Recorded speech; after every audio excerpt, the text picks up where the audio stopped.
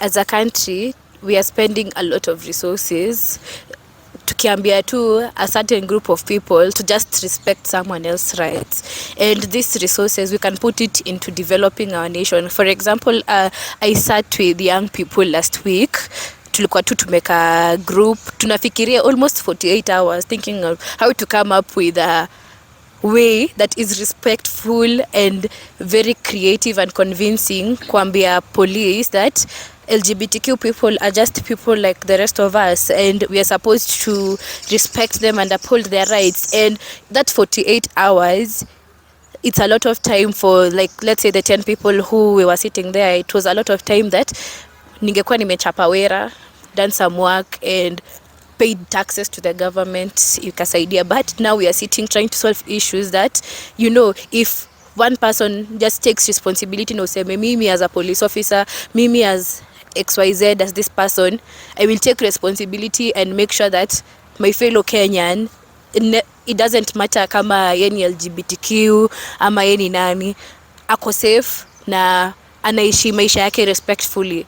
And I think ina affect, and I'm wondering how many other people when you wanakati chini all the time trying to solve the same issue. So, and also resources. So I think if we do this, we are able to move forward as a country. And also I have colleagues who are LGBTQ people, and they earn and they pay taxes to the government. Na mimi naona without, if we discriminate them or we decide to go the Sheila way and kill them, we've lost our workforce, we've lost professionals. So there are people just like me and you, and to respect Yane and uphold their rights. Yeah. Discrimination puts a strain on development, especially because we cannot move forward as a country if we are divided. Because at the end of the day, we need to understand that we live in a country where we cannot all be the same. We have to understand that people are different. We live in a diverse world. And at the end of the day, if we're discriminating certain people, you know, you have to separate, for example, their talent, their profession from who they are as a person. What if they have more to offer, but you deny them a chance to be in that position just simply because they're different from you?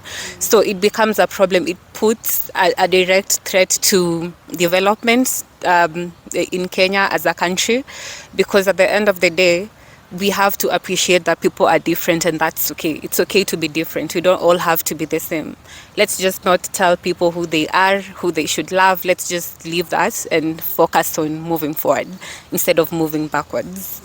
I'd look at it from a family setup and how we depend on our caregivers, we depend on our parents, we depend on our elder brothers and our elder sisters. And now in this case, I look at Sheila, for instance.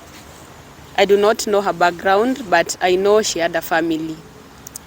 In some way, or maybe in some way, maybe she was probably, maybe as an example, maybe she was a caregiver, or maybe she was sponsoring her younger sister to go to school, or maybe she was just doing things here and there to just help support the family.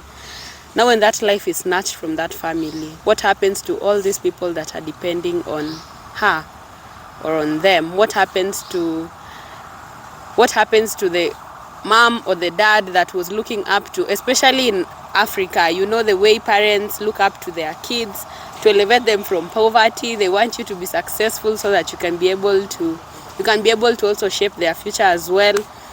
So what happens when, maybe due to police brutality or maybe our own brutality as citizens, we decide to take out a life that was destined for greatness, a life that would have elevated the whole community? You know, as young people especially, I feel like we have a lot of potential in all our diversities. We are able to do so much in our families, so much in our communities, and in some way, even when we don't know it, we inspire our communities in very diverse ways. So if we remove this one person that was the pillar of this community, it might not be as big as we see it right now, but then we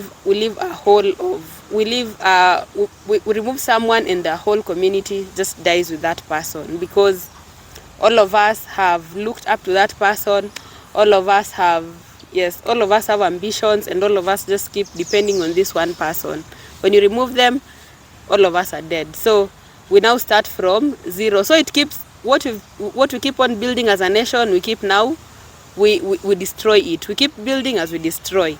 So the LGBTQ community is a huge community and it's a diverse community.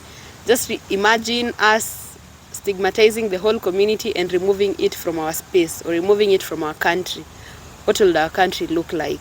I think ni important hiyo tusikie hiyo story ya Latoya, niwaambie story ya Latoya cause she's a transgender woman and there's a time alikuwa amepost kwa Instagram about how ameharasiwa na police. Imagine wamemtoa wig and then wanamuuliza you a man or a woman, and that means I say they don't respect, hawakuwa na respect. Unaona, wanamuuliza you a man or a woman. I think kunafaa pia police wakuwe na hiyo awareness that you know there's transgender people, the people who I don't identify by gender, and imagine no one was talking about it, no one talks about it. So amefanywa such an injustice na watu wamenyamazia hivyo, and I thought that was wrong and it was so humiliating because there was a video on Instagram, kila mtu anaona tu ana like, and then of course there are a lot of comments hapo kwa comment section. Unajua mkiingia IG, of course you like going to the comment section and you're just looking at those comments silently, yet this is police wanna harass a transgender woman for no reason, just because she's transgender, because they can't know whether huyu ni mwanaume ama mwanamke. They're telling her to prove her gender. So I think that was so wrong. Hiyo ni kitu haifai kuhappen. I feel that one life lost is one too many, and we genuinely all understand the attributes the attributes that come with losing lives, yeah, whether it's economically, whether it's emotionally. So it's the real same thing when it comes to the queer lives that we've lost. One queer life lost is one too many. And actually, economically, whether it's economically or emotionally, it always takes away from the community.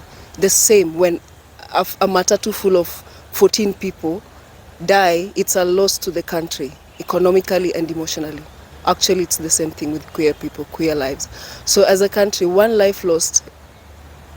queer life lost is one too many, because these are professionals, these are experts, these are our children, these are our partners, these are our sisters, these are our siblings, you know.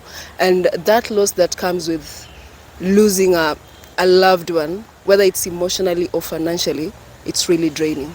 So I think as a country, queer people are people as well, and they actually need to live their lives fully and realize their potential, including, you know, we have doctors. Being a lesbian myself or a queer person, that is just one aspect of my life. You know, I can be a professional, I am a teacher, I am everything else, I'm a guardian somewhere. So what happens to all those identities? Why would just one identity of myself have to kill me? We are marching in pride.